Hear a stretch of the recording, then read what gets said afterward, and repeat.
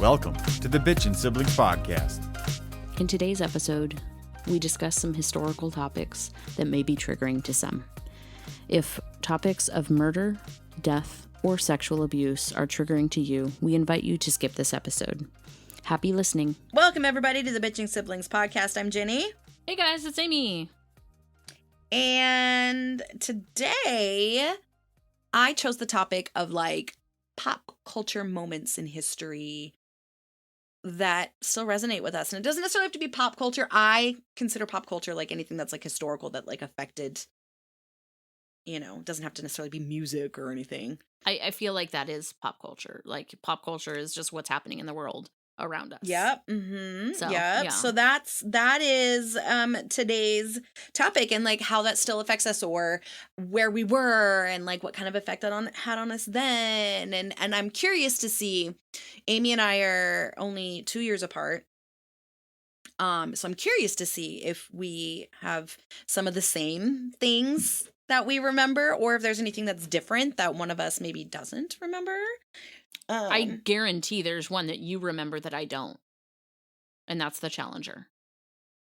I don't actually remember that one. Okay. Well, now I don't feel as dumb. I mean, I remember hearing about it afterwards, because it was still pretty fresh in people's minds. But I don't remember seeing it or hearing about it in the moment. Okay, so they didn't. But I don't even. What year did that happen? 87. So you would have been, I believe, in kindergarten. Yeah. So I don't remember. Gotcha. That one. I don't. I think that was just a little bit before. The first thing that I really, really remember, at that age was the San Francisco earthquakes. Okay. And we had to start doing the earthquake drills. And I want to say that was in 89. 88 or 89. We went over that in that earthquake episode. Yeah.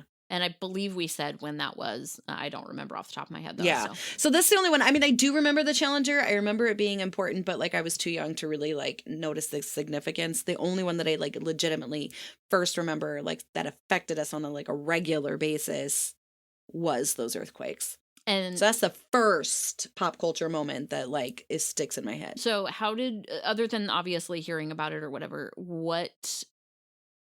and then having to do earthquake drills all the fucking time, how did that affect you, or did it affect you long term? I mean, I think that, and of course this was a long time ago, so this is just my recollection. I don't know that this is exactly how it was, but I just remember the incessant earthquake drills that we were supposed to do made me so fearful that it was actually going to happen. That same thing was going to happen to us, because at that age, you don't know anything about shit. And at that time in our lives, it's not like there was a lot. I mean, people knew about earthquakes, but what we know now compared to then is, completely different. So I was just fearful that the same exact things I was seeing on TV were going to happen where we were.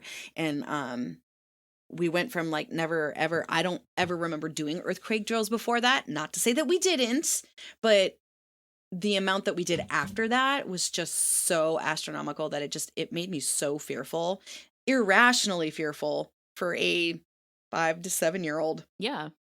Because we didn't understand. We just knew that something bad had happened far away, and that could potentially happen to us too. See, and I remember doing 3 earthquake drills a year. Yeah.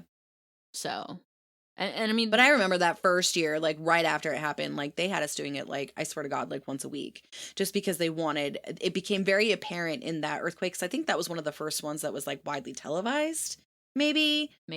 And so the fear was, legitimate, because I mean, we did live on a fault zone. Yeah.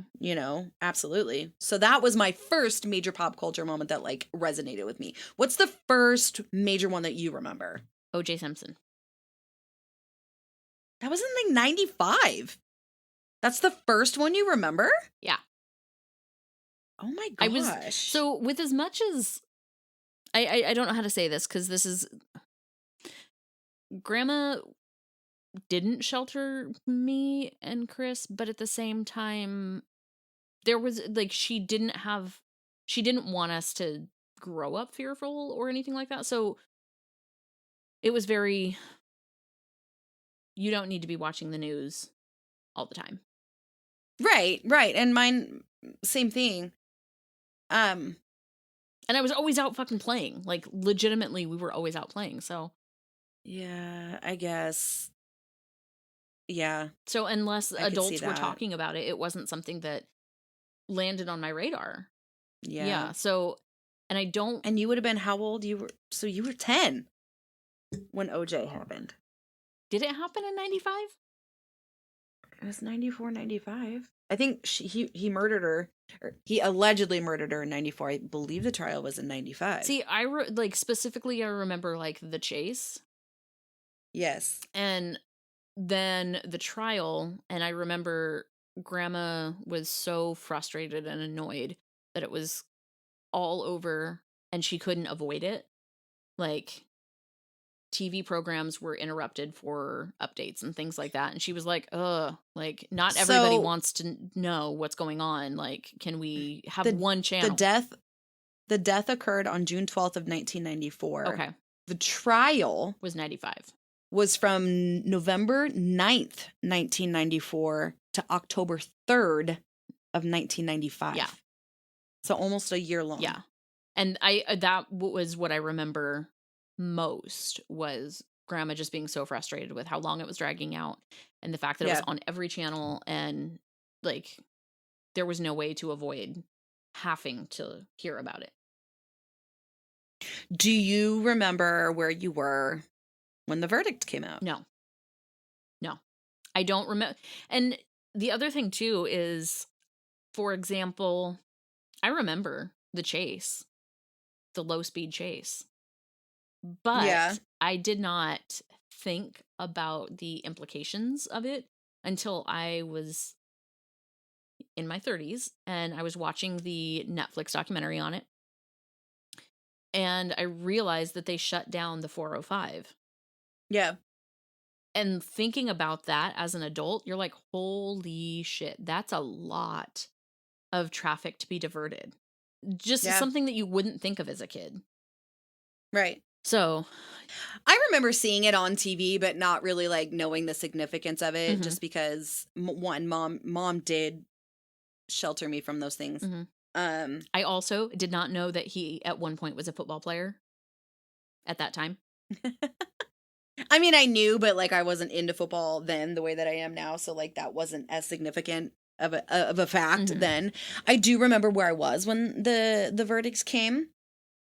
I was in middle school and we had just broke for lunch and the trial verdict came through, and I'm pretty sure it was televised. It was televised, the verdict. No, but like at our school. Oh, gotcha.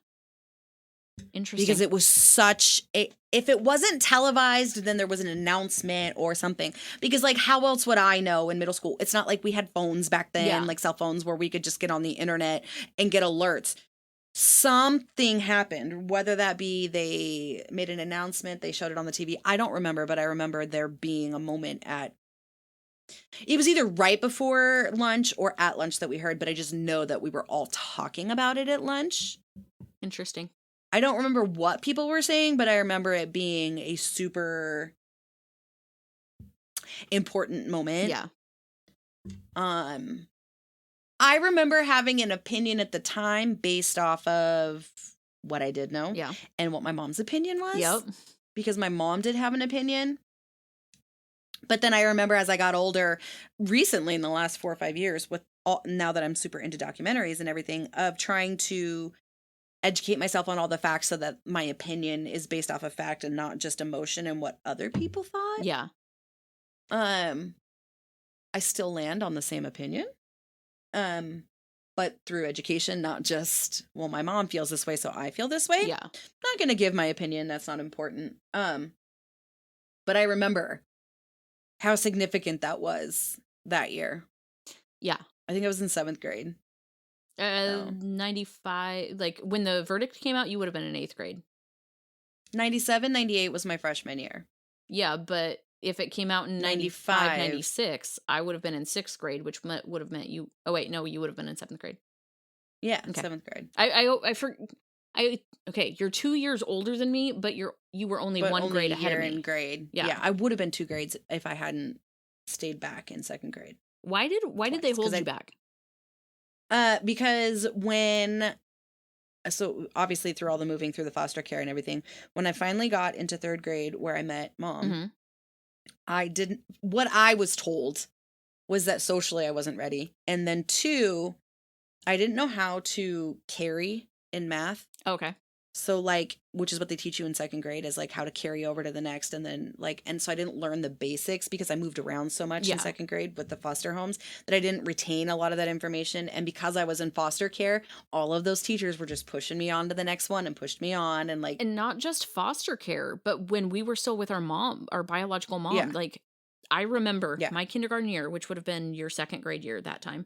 Uh, yeah, 5 schools, yeah, 5 that I yeah, remember. yeah. And so thankfully, my third grade teacher, who is now my godmother, recognized that I just was not ready emotionally or educationally for third grade. So they held me back and they put me in second grade. Interesting. So, What was the next yeah, moment in time after OJ? Princess Diana. I know where I was when I actually was on the phone call. I actually got a phone call from my best friend, Brienne. She called me. It was like 9 o'clock at night or something. I remember it was dark. Yeah. Or getting dark, and it happened in August, so it had to have been sometime like after 8 Yeah. because it wasn't bright. And she had called, and I said something, and I remember Mom being like, "That's not funny. You shouldn't be spreading rumors." And she was like, "No, it's all over the news." So Mom turned on the news, and that's when we saw it. I remember everyone being upset about it in the days after, but I do not remember hearing about it as it Mm, happened, anything like that. And again, like we were encouraged to be outside yeah. and like we were always fucking outside. So, See, and I don't know that I would have heard about it until the next day because the TV wasn't on. We didn't really watch a lot of TV, but mhm, my mom was really diligent about watching the news. mhm, So at 5 o'clock, she'd watch the news. And then at 10 o'clock or 11 o'clock, when she'd go to bed, she'd watch the news again.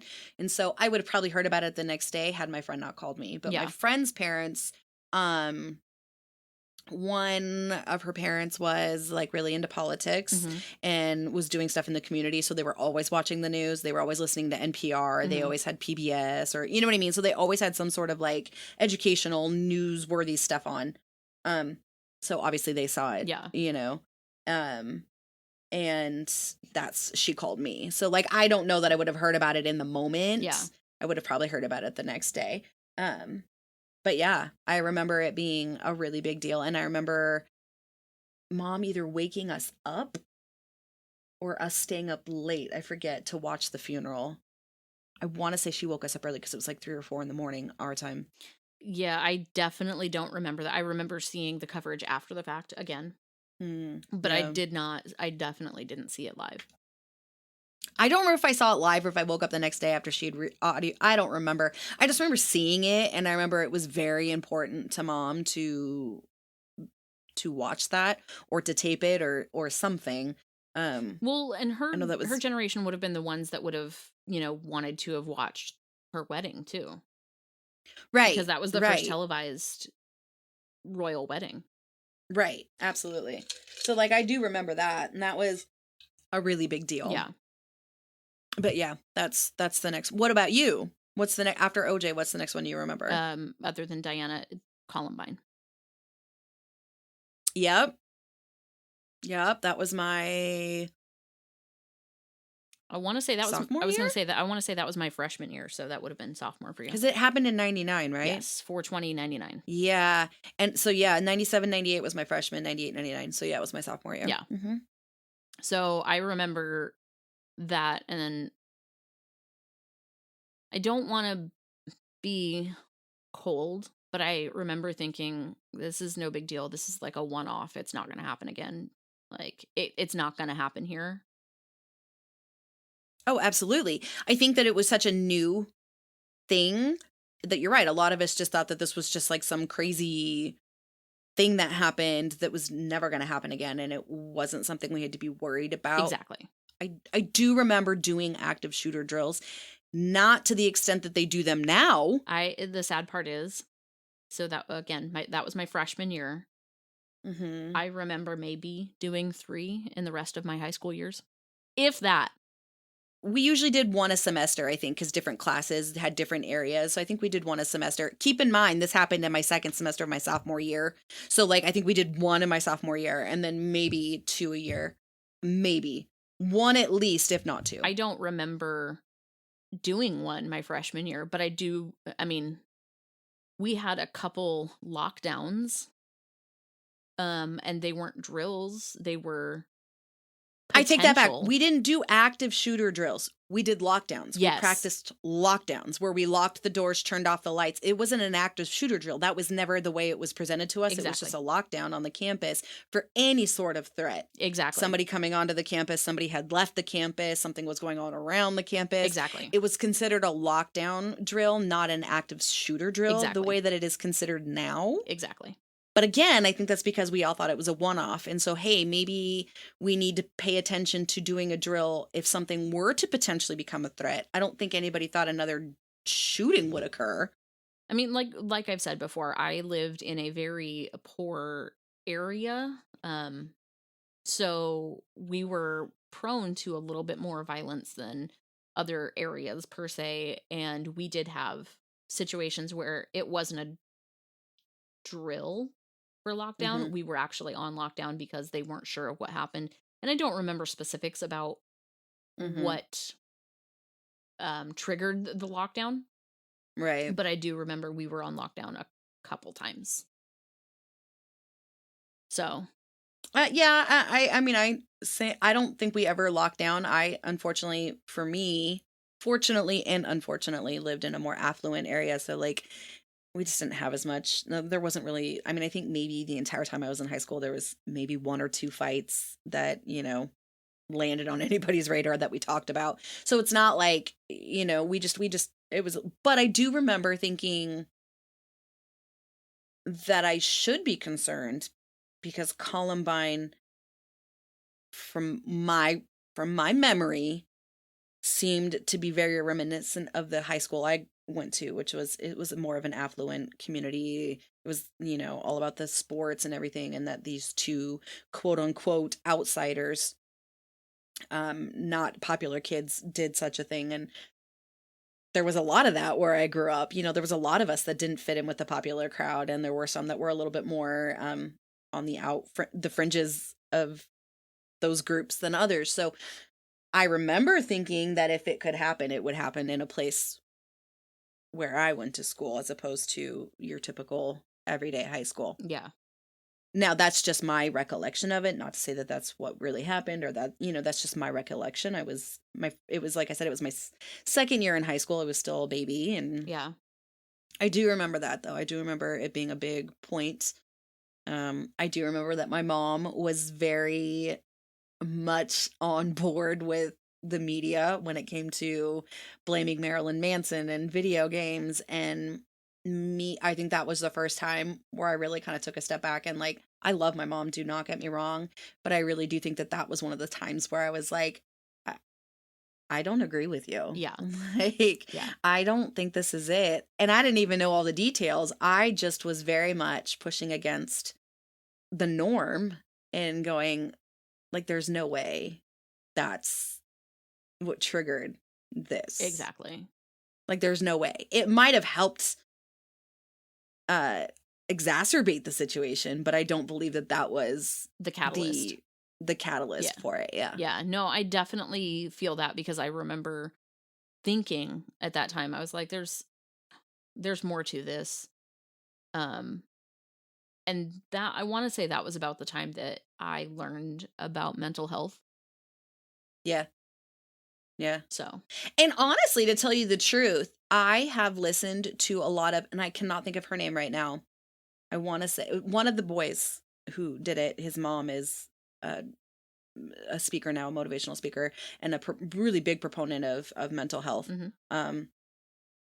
And she's fascinating to listen to because, I mean, she'll never make excuses for what her son did. But she obviously wants to try to understand, the mentality behind it so Yeah. that she can prevent it from happening again.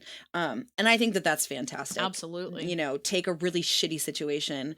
I mean, and I'm sure there's a lot of people that don't want to hear from her because of who her son is. But I heard something the other day, the sins of the son, is not the mother or something like that, where it's like, we can't chastise somebody for something they didn't do because of somebody they know Exactly. Yeah. did, Absolutely. But yeah, I remember that being the first time where I was like, wow, there's a lot more to that story. Yeah. Yeah. But it was easier to blame Marilyn Manson, Yeah. Yeah. And Eminem. which, let's be clear, I was never a super huge fan of Marilyn Manson. I was not like some of those people but I never bought his albums. I didn't dress like him. I didn't go out of my way to listen to his music. So it's not like I thought that way because I was a fan. Exactly. I just legitimately didn't think that was the reason for what happened. Exactly. Same. What's the next one? 9/11. Yep. Now, I was a senior when that happened. So, can you tell me what it was like to not have the structure of you have to go to school while you're hearing all this? I was woken up by a phone call From who? My dad. Okay. And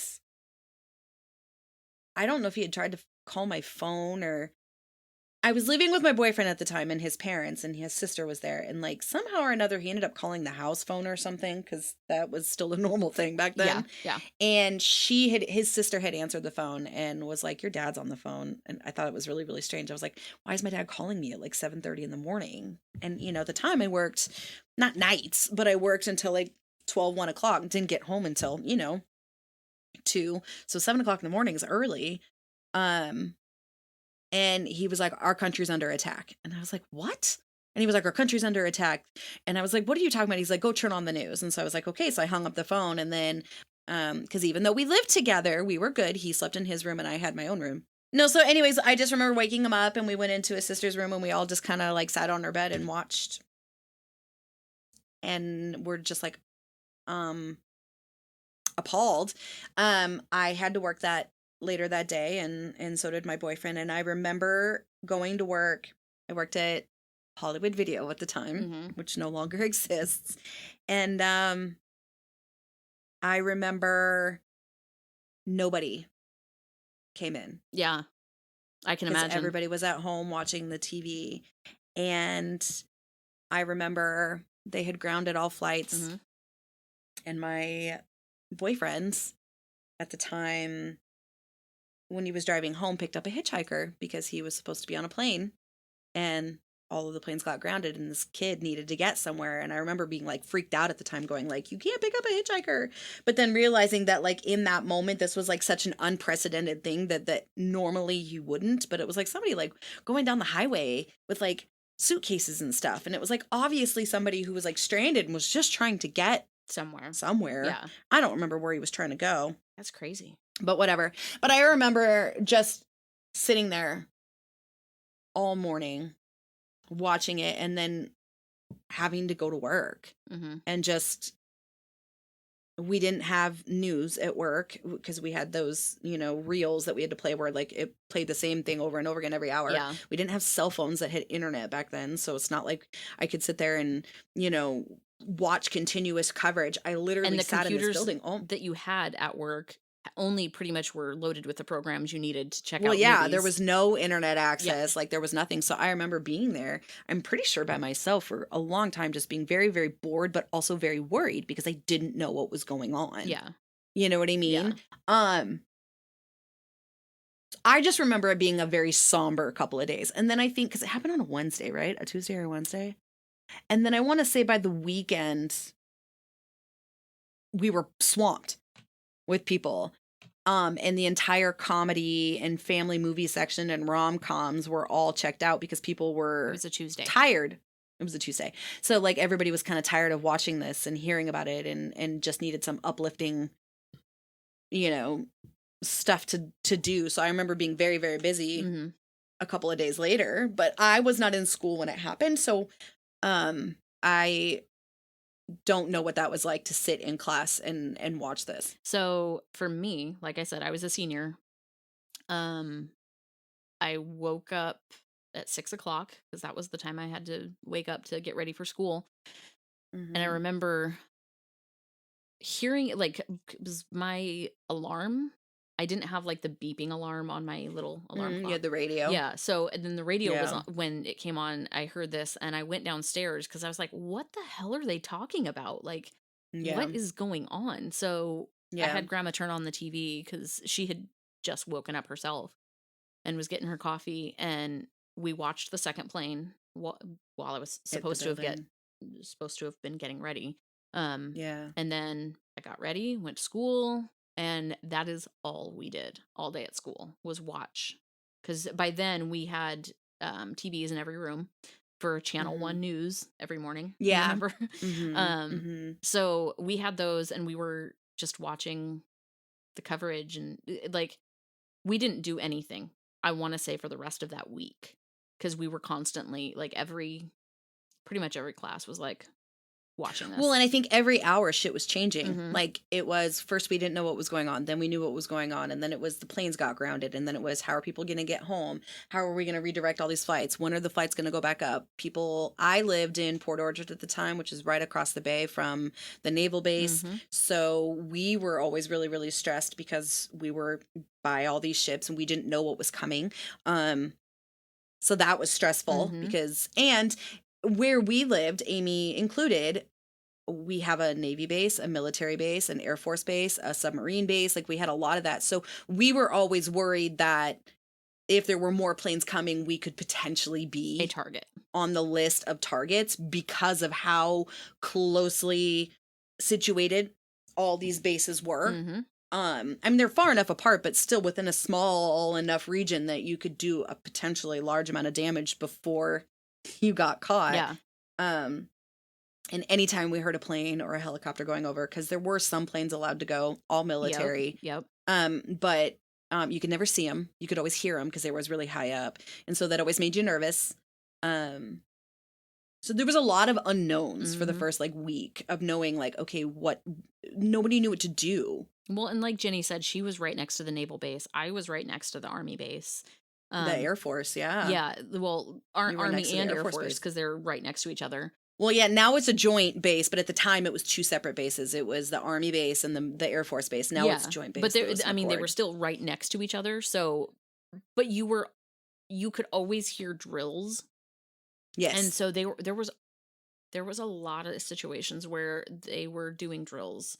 And you're like, is that a drill? Or is something happening? Yeah. Because they'd actually like have mortars go off for their Yeah. drills and stuff. And so you never knew. Like it was nerve-wracking if you It was scary. yeah, especially if you didn't have somebody that was on base that could tell you, hey, they're having a drill. Don't freak Well, out. and even then, that was really before major amount of cell phones, and a lot of that stuff was like, because I remember my boyfriend's sister at the time was dating a guy, and he had gotten called. So they were on leave at the time. They all got called back to the ship. We didn't hear from them for like 3 weeks because they weren't allowed off the ship. They weren't allowed to communicate with anybody, like because we never knew when they were going to be called out. Nobody could know when they were going to be called out or where they were going. Like, I mean, it was so shrouded in secrecy that like there was, like I said, so many unknowns that even if you knew somebody on base, chances are you still weren't going to get enough information to know which way or the other Exactly. what the fuck was going on. And then I also remember one of the guys I went to school with, again, I was a senior. I believe he got his GED, and because he was 18, he signed up and was shipped out. Oh yeah. Like he left school. And I mean, That's so granted, sad. he was a career military guy, and he actually just recently retired. But I remember reconnecting with him in the last 10 years or so, and just I remember it's being scary. very, very sad because for some of us, not our parents' generation, but our grandparents obviously lived through Vietnam. And then there was that other generation that kind of, was able to like skirt by with not really needing to ever go into active war. I mean, obviously Persian Gulf, but that wasn't as large of a scale and that was much quicker. Mhm. not to say that it isn't important. Because, But, like, just to go back to our childhood, our biological mother was in the Persian Gulf. The Persian Gulf. Yeah. Yes, she was in the Persian Gulf. And not to say that that wasn't important and not that they skirted by, but like on the scale of what we did in Afghanistan and Iraq and Vietnam, what happened in the Persian Gulf was much smaller. Yeah. Not that it wasn't as important, but much, much smaller. Mhm. And so I just remember being very, very sad for our generation that what we knew was just active combat for 20 plus years. Yep. So, It's scary. and not to be political, because it's not about a political thing. I just remember being very, very sad for our generation that, you know, back when we were like freshmen and sophomores, it was all the rage to sign up for the military because they paid for your college and it was easy and all you had to do was go off of this. And then it became real. Yeah. Shit got Where, real. no, this is not just paying for your college. Yes, that's part of it, but shit just got real. And this is, so then I remember being absolutely fearful of never wanting to join the military because it became very apparent, obviously, that you could actually die. that, yeah, you could potentially go off to war and see combat. And prior to that, there really wasn't a lot of it. Because like I said, Persian Gulf was in like, what, the late 80s, early 90s. Yep. This happened in 2001. We had a good 11, 12 years with very little, if not no combat, you know? Yeah. I mean, obviously there was like Black Hawk, Yeah. you know, and then there was all the stuff that happened in like Africa with like the, you know, Syria. the terrorist attacks. I'm not Mhm. saying those things didn't happen. They were just on a much smaller scale and it just The wasn't as, likelihood of a bunch of people being deployed Yeah. was much smaller. Absolutely. Absolutely. So yeah, that was the next one. What about you? I don't remember anything after that, really. Because all of it's like, to me, the rest of my life is just like, we're going to hell in a handbasket. Like so I embraced it and I was like, oh, okay, this is just every day. This isn't a major life event anymore. This is just par for the course. Okay, so the one last one that I do remember, and it does stick with me because of where I was, is when Michael Jackson died. Oh. And the okay. reason why that stuck with me is because Mom and Emily and I were in New York City. Okay. We were on one of those tour buses, Mhm. and we just so happened to be pulling up in front of the Apollo when I got the text message that he died. Who messaged you? My boyfriend at the time. Okay. The Hills. Okay. And I was reading it. Well, we weren't pulling up to it. We were getting close to it. We were in like the Bronx area or whatever. And I'd gotten the message and Mom was like, that's not funny. That's not like, that's, you know, again, like the whole, we like back with the Princess Diana, we don't want to spread rumors, blah, blah, blah. And this is back when you could start to get on the internet and stuff was on there. And so I started Googling it and it happened. And, then we happened to go by the Apollo and there was already a crowd Wow. in front of the Apollo with like Michael Jackson stuff everywhere. And so like that's why it stuck with me, is because like the placement of where I was is so significant to his career and everything that it sticks with me, that's where I was when I heard that. So I actually do remember where I was when I heard that. I was on the lake. Was on Lake Which one? I was on Lake Shasta. Oh. No, we were not on Shasta. We were on Whiskey Town. And we had the radio on because, you know, we're vibing out to summer, and they came on the radio and said that, and I was like, that's so dumb. Like Yeah. these hoaxes are so dumb. And Yeah. then, you know, later on we got home that night and we learned it was real. So Yeah. It's, yeah. And like it doesn't like stick with me, like it doesn't have any sort of effect on me today. I mean, yeah, it's sad, the circumstances. Mhm. But just being where I was at the time and seeing that group of people and seeing how it affected a very specific group of people. it was moving, and it was very you know, you could feel it. Yeah. You could feel it in the air at the time, and you can think what you want about him as a person, and by all means think what you want. This isn't a advertisement for him as a person. I just remember being somewhere very significant at the time that he passed. So then on that note, I do remember when Betty White passed. I remember being in the car. We were stopped at a gas station because my husband went inside, and I saw this thing come on my feed, and I'm like, we're constantly joking about, she's gonna go, Right. like she's gonna go. She was almost 100. Yeah, she was like 2 weeks from her 100th birthday, and I remember thinking, this is not funny on New Year's Eve, Right. like, Mm-hmm.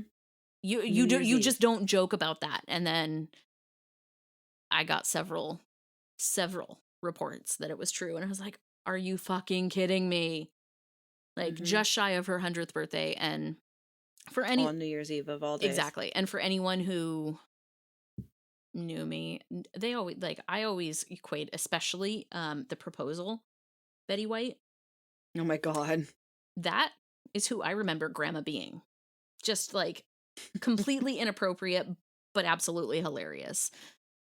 And I always said that, Betty White was another version of our grandma. So when she passed, I was like, it like brought up all the stuff in the world that I remember feeling when our grandma passed. Do you have a specific moment that happened, like a pop culture moment that still affects how you function today?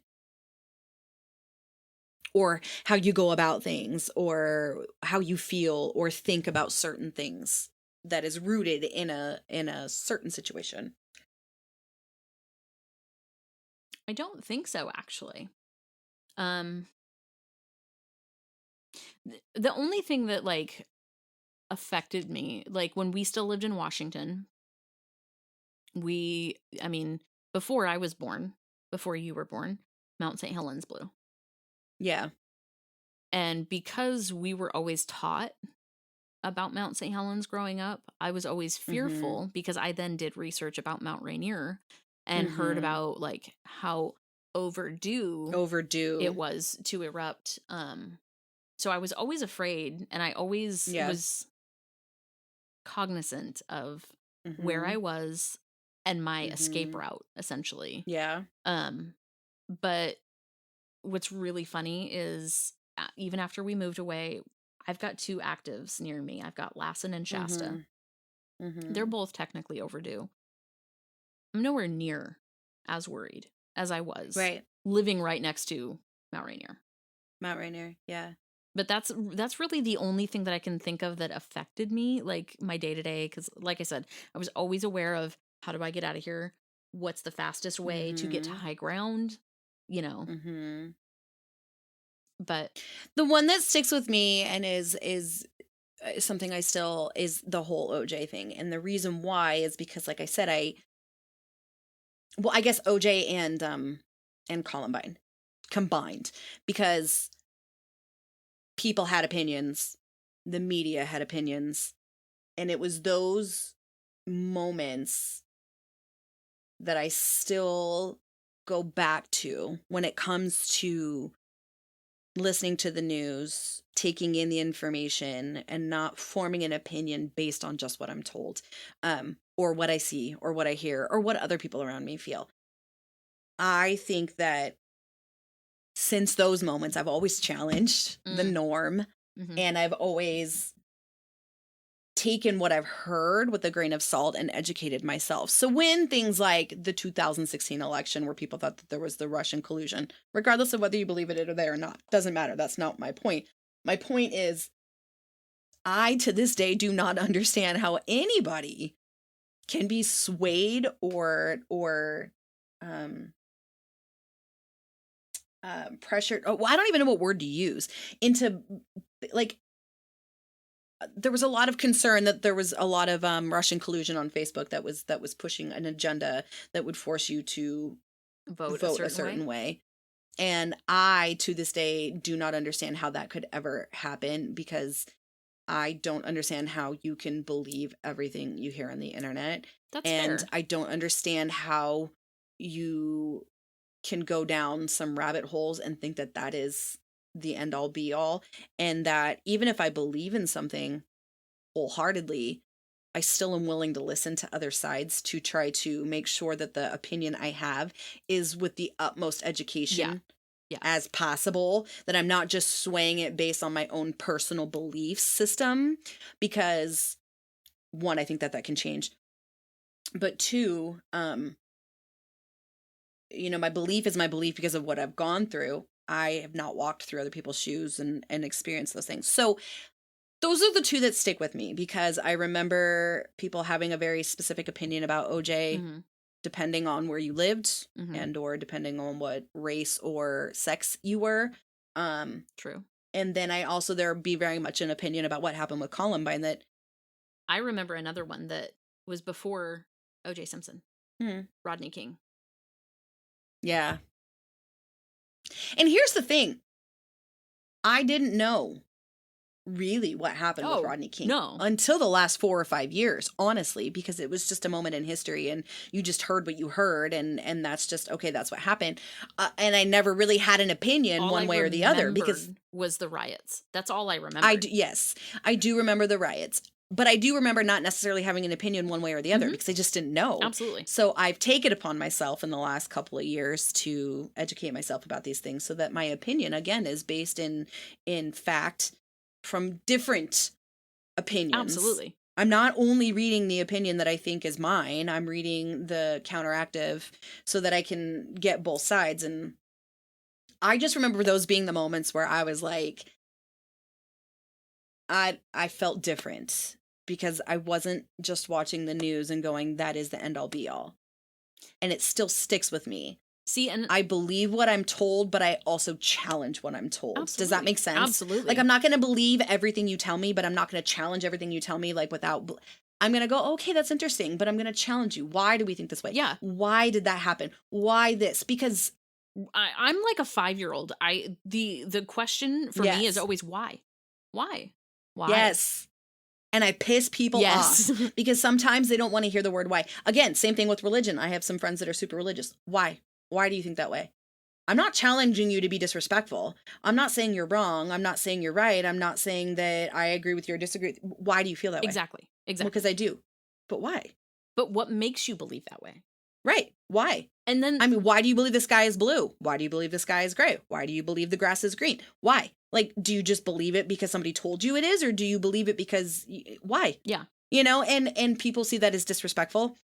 So I think I've always, since those moments, I have found that I am different, because I do ask why all the fucking time. So I am the same way. However, I don't feel that mine stems from any one particular thing. I feel like I've grown more and more questioning of everything I read, everything I see, everything I hear. The question, I ask more and more why questions every single day. And it's just gotten always, like, it's progressively gotten more and more questioning. But those moments to me stand out because those are the first times that I started to ask why. I mean, that Rodney makes sense. King, I just believed what I was told, which was that a black man was beaten for no reason. Like, I just believed what I was told. I believed that a earthquake was going to happen and we were all going to die because that's what I saw, and nobody said any different. I didn't challenge it. Yeah. Those were the first times that something happened that I really was like, why? Like, why is OJ Simpson on trial? What did he do? Why do you think he beat her? Why do you think he killed her? Why? You know what I mean? And then Columbine really, like, pushed it over the edge. One, I was like 15 when it happened, so I was much older and able to understand things more, but it affected me because it was high school students. It was somebody my age. It was the culture that we lived in at the moment that did affect us. I, like I said, was not a fan of Marilyn Manson. I do not have a problem with Marilyn Manson. I do now, based off of, like, the sexual allegation stuff that's come out about him. But at the time, I didn't have any problem with him. It wasn't for me, but I didn't give a shit. In either direction. But I was exposed to that culture. Yeah. And I never once went down this, trench coat mafia sort of thing. So I think that, like, that was the catalyst of me going, I have to ask why. Yeah. And it still sticks with me. I feel like... So, like, even at 41, no matter what I see on the news or no matter what I see about an election or a president or political pundit or, you know, sexual assault allegations or whatever you hear is, why? Dig. You can never dig too much. You can never have too much information about a situation so that you have a well-rounded opinion. We have a new pop culture reference though that we just added last week. Ocean Gate. Oh God. I'm sorry. And okay, I'm gonna put this out there. Oh, there's a lot of things that I saw that was like, why are you okay with making fun of this situation? People's lives are at risk when they were still, missing. Yeah. Here's the thing, guys. I've already told all of you, I'm a horrible person. I've come to terms with this. I don't laugh at anybody for no reason. You do stupid shit, stupid consequences happen. Just like when a kid says, I'm going to jump off this big toy, and they break their arm, not trying to be mean when I laugh, but that's just my response. That's just who I am. I laugh when I get hurt because I did something stupid. The only time I did not laugh was when I broke my leg. No joke. Like, I laugh at everything. I'm a horrible person. I know that. I also think that now, in particular, it's just been 2 or 3 years of just shit after shit after shit that at some point the only thing you can do is laugh. Exactly. Because there's just like, when is it going to end? Yeah. When are we going to be done with these major life-altering events? Right. So that when something like this isn't necessarily life-altering, but it's so like, in the grand scheme of things, it's so minuscule. Yes, it sucks. But if that's what you wanted to spend your money on, that is the risk you took. So that is a natural consequence. I'm not saying I feel bad for you or I don't feel bad for you. I'm just saying it's a natural consequence. Everything that you do has a risk. And sometimes you become a joke. Well, not necessarily a joke, but you become a statistic yeah. for that risk, you know? Yeah. And I feel bad for you and your family, but at the same time, I also don't feel bad because it's the risk you took. Yeah. It's the same thing with the car accident. I feel bad for your family and I feel bad that you died, but it's a risk that we take when we go out into the world and drive or fly or whatever. Yes, it's traumatic and it's absolutely devastating to the family. Absolutely. But it's a risk. Yep. And unfortunately, living is a risk. Being a human being, it's a risk we have to take. Yeah. And unless you live in your house in a bubble, these things are going to happen. Yeah. So.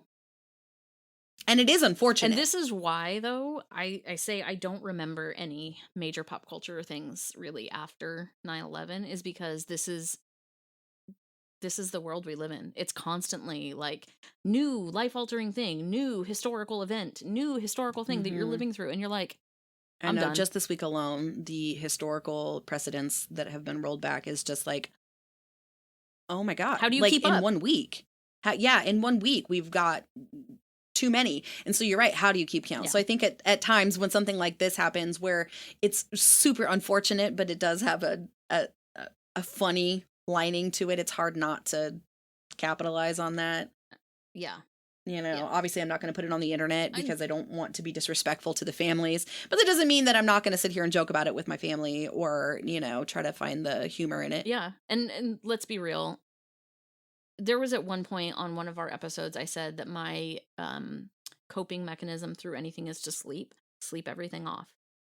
I realized recently that I have a couple coping mechanisms. 1, sleep it off. 2, laugh it off. 3, walk it off. All right. Walking does a body good. Resets a lot of things. It does. Yeah. All right. Well, that's all I've got. All right. Well, if that's all you got, then guys, shoot us emails. Let us know these major pop culture events.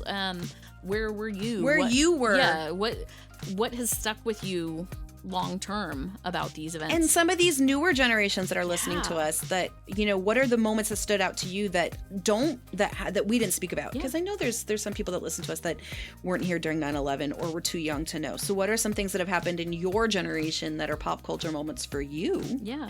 And how do they affect you? Or older generations that listen to us.